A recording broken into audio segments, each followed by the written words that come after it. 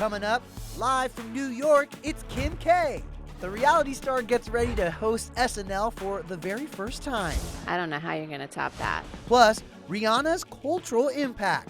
We could do wonders. The mogul brings out all the stars for her Savage X Fenty premiere. And Ben Platt and Noah Galvin make their red carpet debut. Having him by my side, it makes everything much, much more handleable and much more joyful. So I'm very lucky that he's here. The stars showed up and showed out for Savage X Fenty Show Volume 3. Rihanna, Gigi Hadid, Irina Shayk, my man Ricky Martin, and Bahati Prinsloo Levine were among the many celebrities rocking stunning and fashionable looks at the New York premiere screening of Riri's annual runway show.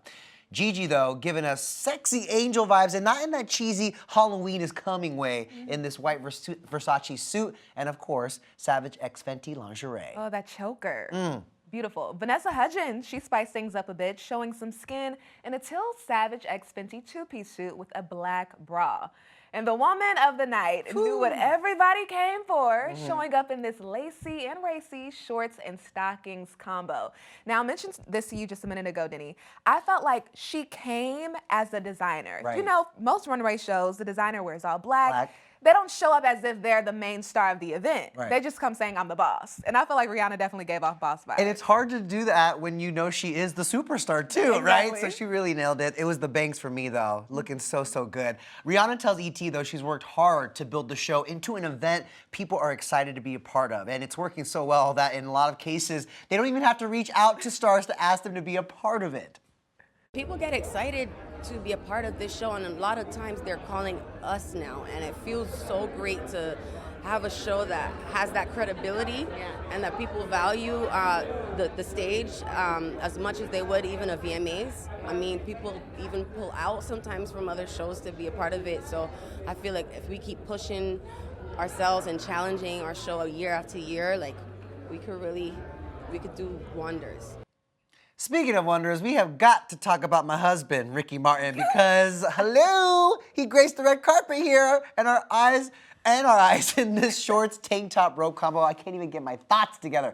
Throw in the diamond chain necklaces and combat boots, and the spice, y'all, it's hot. He looks good, I'm not gonna lie. He looks so good. He's your man, he's your husband, he's everything. All of it. And it's not even a spoiler to say he is all kinds of sexy in this show, y'all. We've seen it. Yeah. We can tell you, expect to be wowed, expect to be surprised, expect to be inspired. Absolutely. And also, I think most importantly, expect to feel like it's Rihanna's world, and I mean, we're just living in it. And what a great world it is. The show is a masterpiece filled with beautiful humans for sure. And what Rihanna has done here is nothing short of stunning. And she's right. She has built what should be a presentation of lingerie into an event, a pop culture event, one that as you watch it, you can feel and see the love, the passion, and the inclusivity. And the future of the show. Yeah. I mean but in the future of this show, I just think of like the Victoria's Secret fashion runway shows. I mean, the timing that Savage X Fenty, these shows are coming out, it's perfect. It's so in comparison to, you know, Victoria's Secret, the fashion shows they're there, but they're not as popular as they used to be. Because you see different bodies, different people, and right? she's elevated. It's an experience. It's like a concert too. The music, come on. True. And the performances. You can see it all when Rihanna's Savage X Fenty Show Volume 3 premieres September 24th on Amazon Prime. I wonder if I can talk to you alone for a moment, Mrs. Soprano. On the basis of the Sanford Binet, he's high IQ.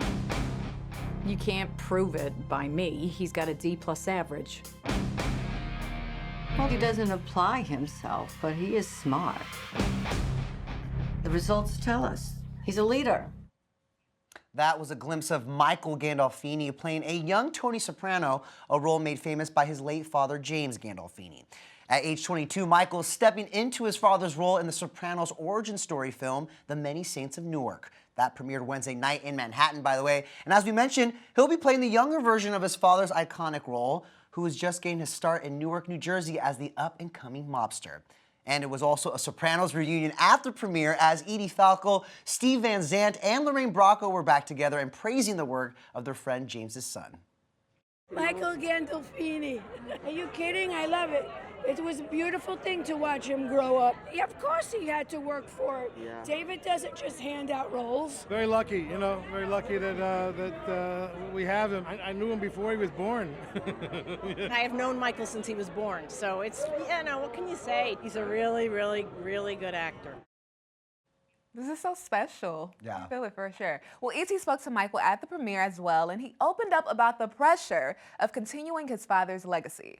I want to make my dad proud, but I want to make the fans proud, you know, mostly. Tony Soprano, I think, is one of the greatest characters ever alive. The whole cast trusted me to take on this role. I'm just so grateful and honored that I got to do that. I worked really hard. I did the very best I could. And I think he would have been proud of me for that. Now, Michael was born in 1999, the same year that The Sopranos first debuted on HBO. Wow. So it's amazing to see him take the step and take on this iconic role, honoring his late father. As we mentioned earlier, some of the OG Soprano stars were there in support of the film, including, as you saw, Edie Falco, who played the character of Tony's wife in the original. She revealed to E.T. that she shot a scene for this prequel, but unfortunately, it didn't make the final cut. That's right, but there are no hard feelings for Edie. She said that she's happy to cheer along from the audience. Well, we can't wait to see Michael embrace young Tony Soprano when the mini Saints of Newark hits theaters and HBO Max on Friday, October 1st. It was a big night for Ben Platt. The actor made his red carpet debut with boyfriend Noah Galvin at the premiere for his film, Dear Evan Hansen. The couple looked super chic while hand in hand, and fun fact, they both starred as Evan Hansen on Broadway. So it's really a full circle moment for the both of them there. That's cool. Ben shared with ET's Lauren Zima how special it is to have Noah's support.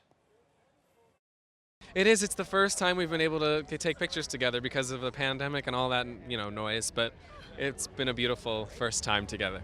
I mean, that's amazing. You guys are both looking stylish, out there holding hands. How nice is it to have him by your side tonight as you debut the movie? It means everything and more. It's been a very overwhelming rollout. It's, you know, a lot of noise and a lot of stuff, and having him by my side, it makes everything much, much more handleable and much more joyful. So I'm very lucky that he's. Well, it was all about the fashion for the stars of Dear Evan Hansen. Ben Platt shared to E.T. he was wearing a mix of John Richmond, Dunhill, and Jimmy Choo. Julianne Moore wore a gorgeous beaded Valentino dress, and Amy Adams donned a custom Tom Brown navy herringbone corset dress. And we have to talk about actress Amanda Stenberg. She stunned in a black Gucci sequin dress with a blazer. You can tell these people haven't been out in a minute. They're like, let me put together a look.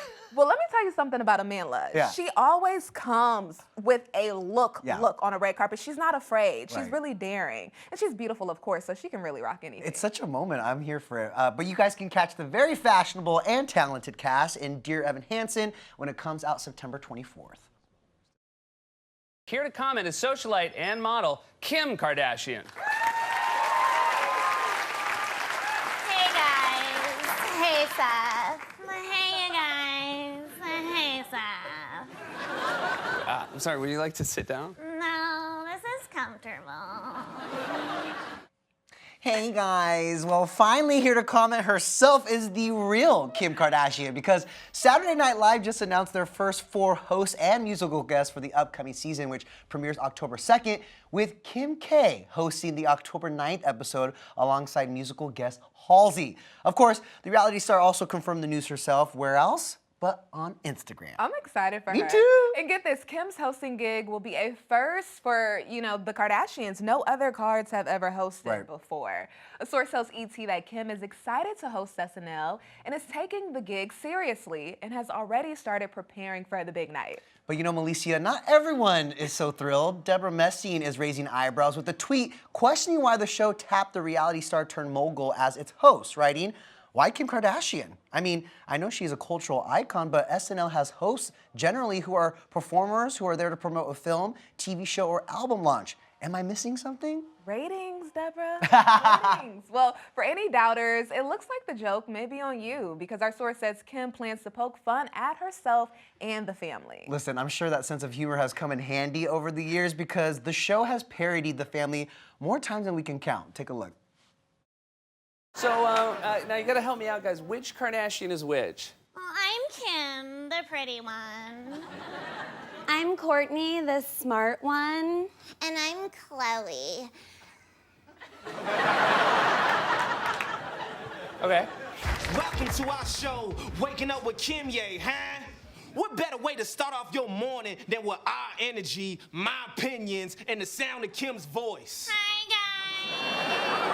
Oopsies, I got divorced. It's been really hard. All week, we've just been crying and crying and posing and crying and...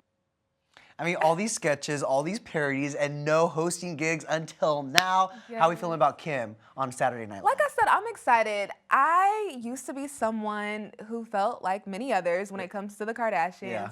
What do they really do? Did they get famous just off of, you know, sex sells and their bodies or things like that? But over time, I've gained so much respect for that family, and Kim specifically. Beyond just being a beautiful woman, she's smart, right? So I'm just excited to see her bring that intelligence and wit to the stage. And I gotta say, I mentioned this earlier, but I feel like she has nothing to gain by hosting SNL. In fact, she might even have more to lose. So she's doing something that she thinks is gonna be fun and also a memory. You know what I mean? I feel like she's very fearless in that sense. I'm excited for it. I'm excited too. Kim isn't the first SNL rookie. The sketch comedy show returns for the 47th season with a number of first-time hosts, including Owen Wilson, who will kick things off October 2nd, with two-time musical guest Casey Musgraves. Rami Malek will also make his hosting debut on October 16th alongside musical guest Young Thug. And maybe the most exciting news, SNL alum Jason Sudeikis is making his big return to the SNL stage October 23rd, where he'll host for the first time. The Ted Lasso star joined the show as a writer in 2003 before serving as a cast member from 2005 until 2013. Creator and executive producer Lorne Michaels confirmed Jason's return to SNL in the Emmys press room on Sunday, but he didn't specify in what capacity, so clearly this is what he meant. Yes, Michaels also told us cast announcements will be made this week as well, so hang tight for that. So far, ET can confirm that long-standing cast member Kenan Thompson will be back. Yes. Cicely Strong told us on Sunday that at the time, she still wasn't sure what was in store for her. Meghan and Harry have arrived in the Big Apple. This trip to NYC marks the first time the Duke and Duchess of Sussex have publicly visited the Big Apple since tying the knot in 2018. It's also the first time the Duchess has been there since her 2019 baby shower when she was pregnant with Archie. Speaking of Archie, though, ET has learned that he and his sister Lily, three-month-old Lilibet, did not join their parents on this trip to New York and are back home in Montecito, California. With the kids back at home, the new parents will be in New York through the weekend. They've already met with Mayor de Blasio at the One World Observatory just 2 weeks after the 20th anniversary of September 11th. And they're scheduled to appear at the Global Citizen Live event over the weekend. The event will be streamed around the world, highlighting the importance of global vaccine equity. It's going to be a star-studded event. Over 70 artists are scheduled to perform, including Coldplay, Billie Eilish, J-Lo, Lizzo, Shawn Mendes, Ed Sheeran, Doja Cat, and more. This event is one that Harry and Meghan have passionately supported before. Back in May, Harry took the stage at the Vax Live benefit concert in Los Angeles to call on world leaders to make COVID-19 vaccines accessible for all. More royal news. We're getting new footage of the Princess Diana drama Spencer. The trailer dropped Thursday morning, and for the first time, we're hearing Kristen Stewart's British accent in the role. Did she nail it? Let's take a listen. Mummy, what's happened to make you so sad? Well, here, in this house, there is no future. Past and the present are the same thing. Diana, they can't change. You have to change. You have to be able to do things you hate. You hate? There has to be two of you. There's the real one and the one they take pictures of. Diana, for the good of the country. For the country. This new trailer sold me, Denny. It did. The movie takes place over 3 days as Diana faces the end of her marriage to Prince Charles. Kristen has told ET that she's worked hard to internalize the story because it's still emotional for a lot of people. You can watch Kristen Stewart as Princess Diana when Spencer hits theaters on November 5th. We have a question from 3 friends whose names you might recognize. Okay. Beyonce Knowles Carter. And it's not a question for Beyonce. Seriously? What advice do you have for three friends who want to maintain their connection and bond while always juggling and adjusting to the different seasons of their lives? Okay, what advice do you have for that? You have to make time for your friends. For us, it happens very organically. Oh, and they also say, when can we go glamping with you both? That would be fun, Oprah. That would be hysterical. To go with Beyonce, Michelle, and Kelly, and you and me. That would be very funny. Yes, and I do mean glamping. Yes. I don't want to have poop in a hole and wipe myself with a leaf. I do mean glamping. Women after my own heart, glamping with Oprah and Gail and Destiny's Child. Oh, wow. Yes, and we will need an OG Chronicle for it too, okay? These two iconic BFFs are road tripping once again, and during their trek, they answered questions from fans, including Destiny's Child. But even I was surprised that Beyonce, Kelly, and Michelle needed advice on how to maintain their 20-plus year friendship. Beyonce and Kelly have been friends, basically sisters, since they were really young, and Michelle joined their group in 1999. Now, although they haven't released music since their final album, Destiny Fulfilled, that was it was everything for me. They released that in 2004. Even though it's been a while, they've remained a tight-knit bunch. From weddings to childbirth and epic performances, Beyonce, Kelly, and Michelle have proven that the real survivor is their friendship. E.T. spoke with Destiny's Child OG group member Kelly Rowland in February, and she said that their bond over the years has really been a gift. We've known each other for so long, and the industry doesn't really make friendships. You know, not every single time, especially just the nature of it. It's the nature of it. And we still have each other after all these years, and I'm just so grateful for them, and they are a highlight of my life. I have kissed a few frogs since divorce, but it's okay. Look, I don't play games. I don't know how to play games. I'm just like, I'm gonna tell you, like, this is what it is, and like, do you want to hang out or do you not want to hang out? Country star Jana Kramer is getting candid about her dating life, and E.T. has the exclusive. This comes just weeks after the singer was spotted around Nashville with former NFL star Jay Cutler. The two recently attended a bar opening in Nashville together, and a source told E.T. at the time Jana and Jay arrived together and stayed close all evening while they enjoyed the VIP lounge area with friends. She said, I don't play games, I ain't with you. Huh. Yes, well, their date night did not sit well with Jay's ex-wife, Kristen, because she blocked Jana on Instagram after learning the pair were spending time together. E.T.'s Cassie Delora caught up with Jana at her home in Nashville, where she revealed why she's treating what she says about her dating life differently this time around. You responded with Jay Cutler recently. What is that deal? I've learned the lesson of being almost too open in my words.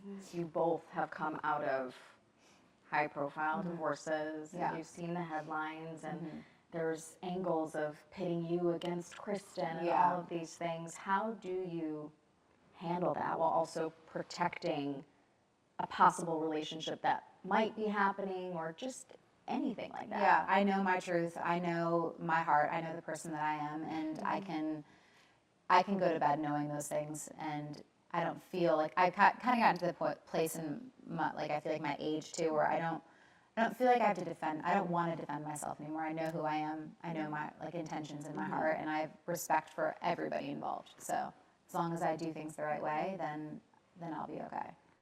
Jana's ready to move on following her divorce from husband Mike Costin. He has admitted to having a sex addiction. Back in April, she filed the papers to end their almost 6-year marriage. They share 2 kids together, 5-year-old Jolie and 2-year-old Jace. Jana opened up very honestly to E.T. about how co-parenting is going with her ex-husband. There's good and bad days. It's hard because I want to be, I'm always very friendly in front of the kids. You know, like, we're very like, hi, we've had some family dinners, but I also realize I'm not ready for the family dinners yet. You know, like, I'm still angry. I still feel betrayed. I still, you know, and I have to put up those boundaries for myself now to be like, okay, I'm glad that we can be friendly with each other, but at the same time, like, I have to also be careful of my heart too, and I'm just not ready to, like, be best friends with a person that I still don't trust. Kudos to her for being so real. Right. So honest. Well, Jana also revealed that she's healing from her split with the help of music. The award-winning singer is set to release her first single in over a year. It's titled Voices, which is out September 24th. I can finally share that I have my very own brand, That's right. NikkieTutorials just dropped a makeup line, and I got to hear all about it from Nikki DeJagger herself. It takes guts to launch a beauty brand, and as I found out, Nikki surprisingly had reservations before deciding to go ahead with the project. You've been in the beauty industry for so long, but to, launch a brand, it takes a lot of work and effort, you know? No, never. And one thing I definitely wanted to make sure is that if I was going to do this, I wanted to put myself fully on the line for this. So it's all invested with my own money, which is frightening. Yeah. I haven't been able to sleep in days, but I want people to feel and know that this is all for me, created by me, curated by me, and funded by me. So what you're getting is truly the best I could do. And the best is good enough based off of the way her face looks. It was gorgeous. Well, she's really made it when it comes to being a beauty influencer. She's collabed with some of the biggest names in the world, not just in beauty, but we have people like Rihanna, Gaga, Kim K, and drum roll please. Yeah, you actually gave me one. She recently did a makeup video with Meghan the Stallion. Come on now. Nikki told me Meghan's vibe while they were shooting that video was, and I quote, the energy we all need. As for who she wants to collaborate with in the future, though, yep, it's another music superstar. I would love it. Oh, Adele. Did you say? Hello? Hello? It's me. It's me. Nikki. I would love to do her makeup, but most of all, I would just love to hang out with her, Right. that accent and just drinks, and I would love to do a drunk challenge with her. Love to get She's the drunk with vibe. Adele. I gotta tell you, I wanna be a fly on that wall for that future collab, okay? Let's put out the good juju and manifest it, all right? Speaking of good juju, Nikki is getting married and she needs the posse vibes as this wedding to her fiance Dylan has had a few hiccups already. Take a look. Well, in these Karuni-Toony times, we've postponed it 2 times now, and honestly, right now we're like, you know what? We'll see. We'll see, because every time we make plans, the world goes to shit again, and we're like, we can't do it now. So now we're just gonna wait and see until the world heals, and then we start planning. Launching a beauty brand, easy, easy. Yes. Oh, I can walk down the aisle and look cute. I can do that. I can cry and say yes. I can do that. Launching a brand, however, oh honey.